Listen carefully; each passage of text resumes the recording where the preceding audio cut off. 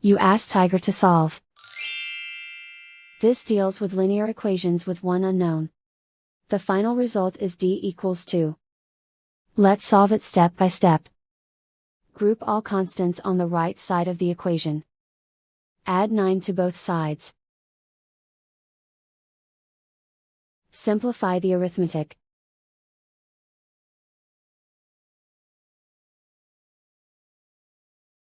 Isolate the d. Divide both sides by 3. Simplify the fraction. Find the greatest common factor of the numerator and denominator. Factor out and cancel the greatest common factor.